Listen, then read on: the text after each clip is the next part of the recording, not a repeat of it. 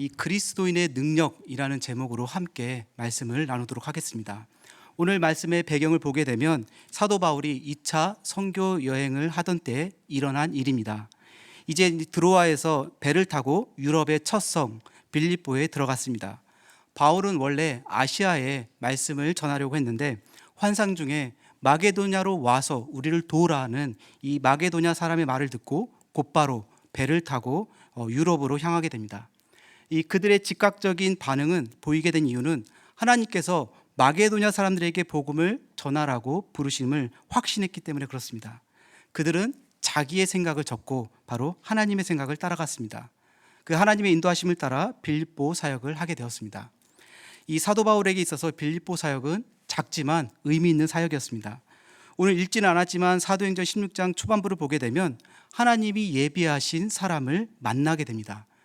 마게도냐 지경의 첫 성 빌립보에서 안식일에 기도처를 찾다가 자색 옷감 장사를 만나게 됩니다. 그 한 여인을 만나게 되는데 누구입니까? 바로 루디아입니다. 이 바울을 통해 루디아와 그 가족들은 세례를 받습니다. 그리고 바울 일행을 보고 여기 있는 동안 관건하여 우리 집에, 자기 집에 거하게 합니다. 이 바울과 실라는 그 집에 거하면서 기도하는 곳에 가고자 했습니다. 그러다가 점을 치는 귀신 들린 여종을 하나 만나게 됩니다. 그 여종은 점을 잘 쳤는지 이 주인들에게 큰 이득을 남길 만큼 용하다는 소문이 났습니다. 16절 말씀이 이렇게 나옵니다. 우리가 기도하는 곳에 가다가 점치는 귀신 들린 여종 하나를 만나니 점으로 그 주인들에게 큰 이익을 주는 자라. 그 여종은 여러 날을 쫓아다니면서 바울과 실라를 괴롭게 했습니다. 바울은 참다 못해 괴로워서 예수 그리스도의 이름으로 바로 그 귀신을 여종에서 나오게 했습니다. 어떻게 보면 정말 좋은 일을 했던 것이죠. 그래서 이 귀신이 떠나고 영과 육이 깨끗해졌음에도 불구하고 이 바울과 실라는 해를 당하게 됩니다. 왜 그렇습니까? 그 여종의 주인들은 이 여종의 삶보다는 이 돈을 더 좋아했기 때문에 그렇습니다. 귀신 들린 자를 쫓아내서 이제 점을 못 치게 되고 돈을 못 벌게 되니까 이 모든 일의 주동자인 바울과 실라를 고발하게 됩니다. 이 바울과 실라는 로마 관원들에게 끌려가서 많은 매를 맞은 후에 깊은 옥에 감금됩니다. 그리고 발은 착고에 채워졌습니다. 이 사도 바울의 삶을 보면 이 순탄한 삶을 살지 못하고 이 복음 때문에 온갖 고난을 받게 되는 것을 보게 됩니다. 이 고린도후서 1장 8절에 보면 얼마나 이 사도 바울이 고통을 당했는지 고난을 당했는지 보여주고 있습니다. 제가 읽겠습니다. 형제들아, 우리가 아시아에서 당한 환난을 너희가 모르기를 원하지 아니하노니 힘에 겹도록 심한 고난을 당하여 살 소망까지 끊어지고, 얼마나 고통과 고난을 당했으면 살 소망까지 끊어질 뻔했다라고 말하고 있습니다. 이 사도 바울은 죽음의 위기를 몇 번이나 넘겼습니다.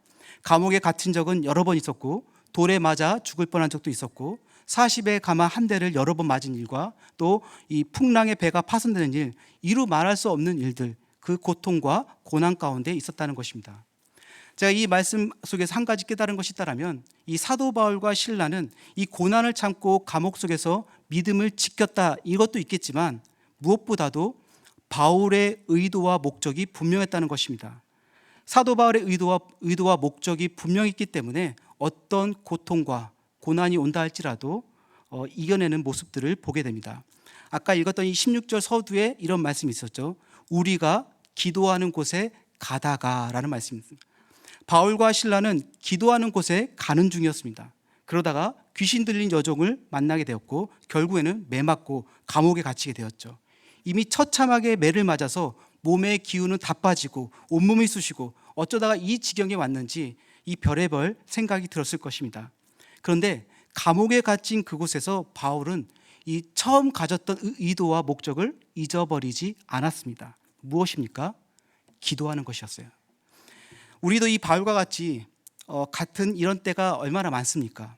예배드리러 가다가 또 기도하러 가는데 꼭 유혹과 시험이 찾아옵니다. 때로 이 바울처럼 어려운 그 고난과 또 어려운 환란이 찾아오기도 하고 또한 가정의 문제가 생겨나기도 합니다. 그런 상황에서 우리가 의도한 대로 기도가 잘 나올 수 있겠습니까? 또는 예배드리러 잘 갈 수 있겠습니까? 이 처음 의도와 목적을 잃어버리는 경우가 너무나 많이 있습니다. 더군다나 이 바울이 의도하는 곳과는 전혀 다른 감옥까지 끌려가게 됩니다. 거기에 착고의 발이 매이기도 합니다. 지하 감옥이라 추측하고 썩은 내가 진동하고 또 곳곳에 흉악한 죄수들이 둘러싸였을 것입니다. 어쩌면 이렇게 원망했을지도 모릅니다. 하나님, 저는 하나님께 기도하고자 했는데 왜 이런 곳으로 나를 인도하십니까? 하나님과 교제하고 은혜 받고자 하는데 왜 이렇게 힘들게 하십니까? 왜 이렇게 고통 가운데 저를 인도하십니까? 이렇게 따져볼 만도 합니다. 제가 좀 오래된 일이지만 저도 2006년도에 인도 선교사에 있었습니다. 제가 인도에 간 지 한 2년이 조금 되지 않았던 걸로 기억하고 있습니다. 하루는 배가 너무 아파서 잠을 이루지 못하고 꼬박 밤을 샜던 적이 있습니다. 그리고 나서 현지인 스태프와 함께 병원에 찾아갔죠. 의사 선생님이 하는 말이 있었습니다. 빨리 수술하지 않으면 안 된다는 것이었어요. 그런데 그 수술이 어떤 수술인지 알지 못했습니다. 제가 이해하지 못했던 것이죠. 그러니까 사람은 아파 죽겠는데 지금 내가 이 수술이 뭔지는 모르겠지만 꼭 받아야겠다는 생각이 들어서 바로 사인하고 수술을 받았습니다. 그리고 수술이 끝나고 깨어나서 내가 어떤 병이었는지 어떤 수술을 했는지 알게 됐는데 그게 바로 맹장 수술이었습니다. 그때까지만 너무 좋았죠. 맹장 수술이 끝나고 나서 좀 한참 있다가 숨을 쉬기가 좀 어려웠고 약간 어지러움이 있었습니다. 그 통증을 간호사에게 호소했더니 일반 병동이 있었는데 일반 병동에서 중환자실로 저를 보냈습니다. 그때부터 저에게는 고통이 시작됐습니다. 면회도 되지 않고 밥도 안 주고 그리고 계속 검사를 하는 것이에요. 하루 정도는 견딜 수 있었습니다. 하나님, 이곳에서 내가 빨리 빠져나갈 수 있도록 도와달라고 기도했던 걸 기억합니다. 근데 이틀이 되니까 어떠한 이 고통이 얼마나 심했으면 어떤 기도가 나오지 않고 원망과 불평이 제 안에 찾아오기 시작한 거죠. 때로는 서러워서 눈물로 밤을 지샜던 것도 기억합니다. 너무 견디다 못해 의사 선생님한테 따졌죠. 어떤 병입니까? 내가 왜 여기 계속 있어야 합니까? 저를 퇴원시켜 주십시오라고 몇 번 항의를 했습니다. 안 된다는 거죠. 정확히는 모르겠지만 안 된다고만 이야기합니다. 전 나가야겠다라고 또 화를 내니까 저에게 마지막으로 그러면 지금 나가게 되면 본인이 모든 것을 책임지고 나가야 된다. 병원은 절대 책임지지 않겠다라는 그 각서를 쓰고 나가라는 것이에요. 그 각서를 쓰라는 그 말에 저는 조용히 잠잠해 있었습니다. 그리고 기도했죠. 제가 이성을 잃고 그 시간이 지나고 난 다음에 제가 얼마나 어리석었는지 생각하게 되고 또 하나님 앞에 회개하게 되었습니다. 왜냐하면 내가 왜 인도에 왔는지 어떤 마음으로 하나님 나를 이곳에 보내셨는데 그런 마음과 또 하나님의 의도와 목적을 잃어버리고 내가 잠시 그런 다른 생각을 가졌던 것에 대해서 한참 회개했던 것이 기억합니다. 이렇게 하나님의 의도와 목적을 잃어버리면 불평과 원망이 나오게 됩니다. 그런데 이 바울과 실라는 매를 맞고 감옥에 갇혔지만 불평이나 원망을 쏟아내지 않았습니다. 처음 의도했던 일, 바로 기도를 했습니다. 바울은 어디서든 기도하고자 하는 마음이 분명했다는 것입니다. 그러한 마음이 가득했기에 매를 맞든 아니면 감옥에 있든지 간에 어디든 상관없이 하나님 앞에 기도할 수 있었던 것이죠. 우리 삶에 있어서 이러한 방향과 목적을 잃어버리면 우리는 방황하게 되어 있습니다. 우리를 이곳 가운데 왜 부르셨습니까? 왜 기도의 자리에 나오셨습니까? 우리의 기도 제목이 있어서 나온 것이죠. 그렇다면 우리는 그 기도 제목을 붙들고 나아가는 것입니다. 그 기도의 자리를 사모하고 기도의 목적을 놓쳐서는 안 된다는 것입니다.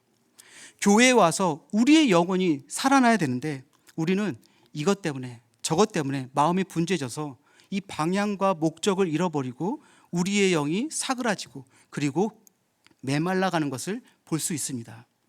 우리가 잘 알고 있는 이 마르다와 마리아의 내용을 보면 예수님이 오신다는 소문을 듣고 마르다는 예수님과 제자들을 맞이하기 위해서 열심히 접대를 준비합니다.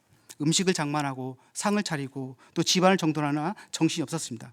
그런데 어느 순간 마르다가 분주해지기 시작합니다. 누가복음 10장 40절을 보게 되면 함께 보도록 하겠습니다. 같이 읽겠습니다. 마르다는 준비하는 일이 많아 마음이 분주한지라. 예수께 나아가 이르되 주여, 내 동생이나 혼자 일하게 두는 것을 생각하지 아니하시나이까. 그를 명하사 나를 도와주라 하소서. 아멘. 마르다가 왜 갑자기 분주해졌을까? 마르다의 마음 안에는 음식 준비를 하면서 이 마리아를 보게 된 것입니다. 마리아는 예수님의 발치에 앉아서 예수님의 말씀을 듣고 있는 것이에요. 마르다도 왜 그런 열망이 없었겠습니까? 예수님의 발치에 앉아서 듣고 싶은 마음이 있었겠죠. 하지만 이 마르다는 이 본연의 목적, 이 섬김의 목적을 잃어버리고 이 마리아를 보면서 잠시 놓쳐버린 것입니다. 섬기는 것에 목적이 있다면 그 목적을 잊어버리지 않으면 되는데, 예수님의 발치에 앉아있는 이 마리아를 보면서 자신을 돕지 않는 것에 대해서 짜증이 나기 시작했고 화가 나기 시작한 것입니다. 그리고 그 사실을 알고도 침묵하고 계시는 예수님께 대한 서운함이 들었던 것이죠. 그러니까 마르다의 의도와 목적이 불명해지면서 어떻게 합니까? 섬김의 목적이 사라지게 되는 것을 보게 됩니다. 여러분, 사람들을 섬긴다는 것은 축복의 자리이고 풍성하게 하시는 하나님의 은혜가 있는 것인데, 그 의도와 목적이 사라지니까 짜증이 나고 화가 나고 서운해지는 것입니다. 반면에 마리아는 어떤 것을 선택했습니까? 대접하는 것도 중요하지만 예수님의 발치에 앉아 말씀을 듣는 것을 선택했다는 것입니다. 마리아는 본인이 가졌던 그 의도와 목적을 잃어버리지 않았던 것이죠. 우리가 본질을 잃어버리면 우리의 삶은 분주해지고, 분주해지는 것 때문에 목적을 잃어버리게 됩니다. 저와 여러분에게도 우리를 부르시는 하나님 말씀의 자리, 이 기도의 자리를 놓치지 않기를 축복합니다. 하나님이 우리를 부르신 분명한 목적과 의도를 가지고 말씀을 사모하며 기도할 수 있기를 주님의 이름으로 축복합니다. 어떤 분들은 그 기도 응답을 받아보지 못했다라고 말씀하시는 분들이 있습니다. 한 번도 기도 응답을 받지 못했다고 말하는 분들이 계십니다. 왜 그럴까? 보면 분명한 기도 제목 없이 기도하기 때문에 그렇습니다. 구체적인 기도, 확실한 기도 제목 없으니까 기도의 자리에 나와도 중언부언하게 되고 기도가 잘 되지 않는 것을 보게 됩니다. 우리가 기도 제목이 있어도 간절함이 없다면 기도의 능력이 없는 것이죠. 간절함과 이 기도할 분명한 기도 제목이 있어야 주님의 때에 기도 응답이 있는 것입니다. 사도 바울은 이방인에게 복음을 전해야 하는 분명하고도 간절한 기도 제목이 있었습니다. 사랑하는 성도 여러분, 여러분에게는 다른 영혼을 향한 그런 간절한 기도 제목이 있습니까? 또한 분명한 기도 제목이 있습니까? 그렇다면 이 바울처럼 어떠한 상황에서도 기도할 줄을 믿습니다. 그리고 오늘 이 수요 예배가 또 그러한 기도의 밤이 되기를 주님의 이름으로 축복합니다. 사도행전 16장 25절을 보게 되면 한밤중에 바울과 실라가 기도하고 하나님을 찬송하며 죄수들이 듣더라라고 기록하고 있습니다. 시간은 어느새 한밤중이 되었는데 아마도 이것은 바울과 실라가 한밤중이 되어서야 정신이 들은 걸로 해석할 수 있습니다. 이때는 맞을 만큼 맞았기 때문에, 또 죽기 직전의 어떤 상황이기 때문에 많은 고통과 아픔이 있었을 것입니다. 그럼에도 불구하고 이 죽음만큼의 고통 가운데 이 바울과 실라가 기도와 찬송을 하게 되는 것을 보게 됩니다. 우리가 언제 기도하고 찬송하게 됩니까? 야고보서 5장 13절에 보게 되면 너희 중에 고난당하는 자가 있느냐? 그는 기도할 것이요 즐거워하는 자가 있는 그는 찬송할지니라 라고 기록하고 있습니다. 고난당했을 때 우리가 해야 되는 것이 무엇입니까? 바로 기도하는 것입니다. 그것은 정신적인 고난이든 육체적인 고난이든 우리는 기도해야 한다는 것이죠. 벼랑 끝에 모인 자일수록 기도해야 하는 것입니다. 기도는 우리가 풀어야 될 숙제와 과제와 같은 것입니다. 기도에 만남이 있어야 하는 것이죠. 세상을 의지하는 것이 아니라 우리가 기도를 통해서 그 문제를 해결할 수 있어야 한다는 것이죠. 또한 우리의 삶에 형통할 때 무엇을 해야 합니까? 감사, 찬송해야 한다라고 야고보서는 말씀하고 있습니다. 우리 삶의 즐거움과 형통함도 잘 관리해야 하는 것입니다. 교만하지 않고 찬송함으로 하나님께 영광을 돌릴 수 있어야 한다는 것입니다. 그런데 이 바울과 실라는 이 감옥 안에서 기도와 찬송이 어떻게 함께 나왔을까요? 이 고통과 고난이 있었지만 그 안에서는 깨달음이 있었기에 찬송할 수 있었던 것입니다. 기도에서 찬양으로 나아갔다는 것은 우리가 단순하게 생각해서는 안 됩니다. 바울과 실라가 살기 위해 옥문이 열리도록 기도한 것이 아닙니다. 실제로 옥문이 열렸음에도 불구하고 그들은 도망가지 않았습니다. 간수가 자다가 깨어서 옥문이 열린 것을 보고 죄수들이 도망간 줄 생각하고 칼을 빼어 자결하려고 할 때 사도 바울이 크게 소리질러서 내 몸을 상하지 말라, 우리가 다 여기 있노라 라고 말을 했습니다. 오히려 간수가 자결할까 봐 급하게 소리를 지르는 것을 보게 됩니다. 사도 바울은 기도하면서 하나님의 전적인 뜻을 발견했기 때문에 찬송으로 이어질 수 있었던 것입니다. 사도 바울은 처음에 아시아에 복음을 전하려고 했었지만 성령이 막으시고 그 발걸음을 유럽으로 옮기셨습니다. 빌립보에 온 것은 하나님의 전적인 이끄심에 온 것입니다. 하나님의 인도하심은 무조건 이런 평탄한 길이 아니라 때로는 어려운 힘든 고난의 길일 수도 있는 것이죠. 근데 사도 바울은 그 고난 가운데 하나님의 뜻을 발견한 것입니다. 그들은 기도하다가 찬송함으로 변화 바꾸어질 수 있었던 것입니다. 사도 바울은 하나님의 마음을 이해했기에 그러한 찬송이 나오게 될 수 있었던 것입니다. 우리가 시편을 보면 다윗의 시가 참 많이 있습니다. 다윗은 기도하다가 찬송으로 바뀌어지는 시가 대부분 많이 있습니다. 다윗이 쓴 시편은 거의 사울에 의해서 도망을 가던 중에 지어졌던 시들이 많습니다. 10년 이상 이 사울을 피해 도망자 생활을 했습니다. 절대 평탄한 삶을 살 수가 없었던 것이죠. 그 와중에도 마음을 토로하고 그리고 간절한 마음으로 기도하는 장면들을 보게 됩니다. 그런데 어느 순간 이 다윗이 하나님을 찬송하고 있는 것을 보게 됩니다. 여전히 도망자 신세였지만 하나님의 마음을 이해하고 나서 다윗의 마음이 바뀌어져 있는 것을 보게 됩니다. 불안했던 마음에서 평안한 마음으로, 불평했던 마음에서 감사한 마음으로, 다윗의 상황에서 초점이 맞춰 있었다가 하나님께 기도하면서 하나님의 상황에 초점을 맞추어지는 것을 보게 됩니다. 내 상황에 하나님을 맞추지 않기를 바랍니다.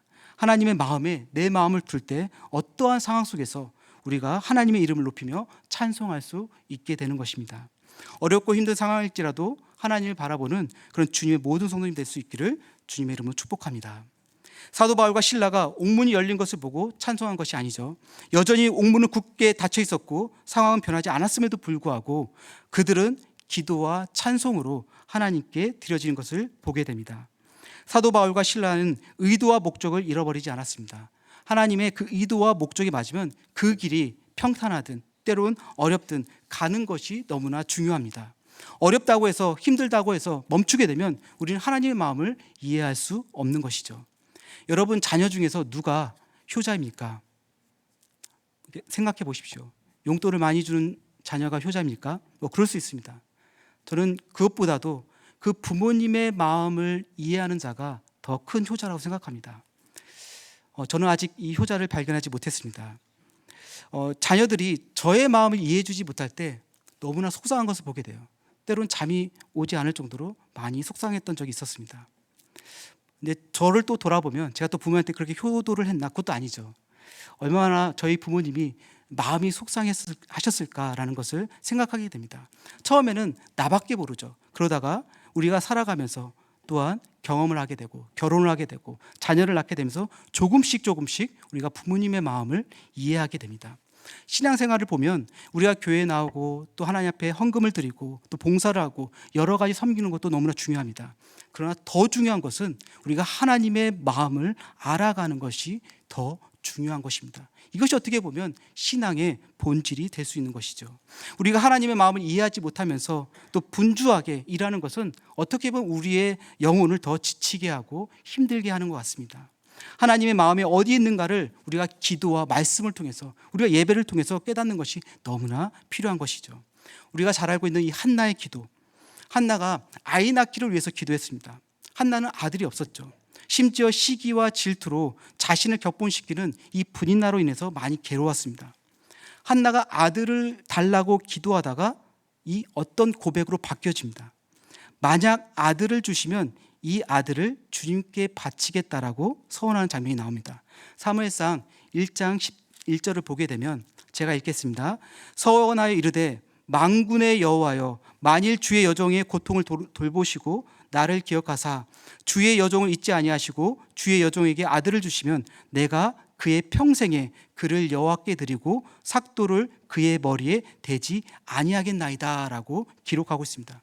지금은 찾아보기 힘들지만 정말 예전만 해도 많은 어떤 분들은 하나님 앞에 서원했던 것을 보게 됩니다. 물론 자신을 서원했던 적도 있겠지만 또 자녀를 하나님 앞에 드린 적도 있다고 저는 많이 들었습니다. 그러나 하나님 앞에 서원하는 것은 그렇게 결코 쉬운 일이 아닙니다. 서원하는 것은 하나님 앞에서 맹세하는 것이기 때문에 꼭 지켜야 하는 것이죠. 그걸 쉽게 뒤집을 수가 없는 것입니다. 그렇기 때문에 하나님의 마음을 이해하지 못하고 깨닫는 자만이 하나님 앞에 또 서원을 할 수 있다고 저는 생각합니다. 한나도 처음에는 서원보다는 서러움을 가지고 기도했을 것입니다. 왜 분인 나에게는 자녀를 주시는데 왜 저에게는 자녀를 주지 않으십니까? 라고 많이 물었겠죠.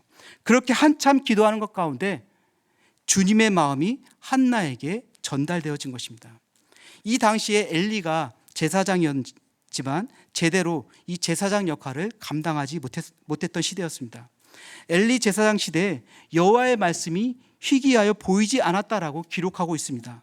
그의 아들 두 아들 홈니와 비느하스는 어떻습니까? 행실이 아주 나빴다라고 기록하고 있습니다. 여호와 앞에 하나님 앞에 죄를 짓고 살았습니다. 하나님께 드리는 제물에 손을 먼저 대기도 하고 또 성전에 수종 두는 여인과 동침하기도 했습니다.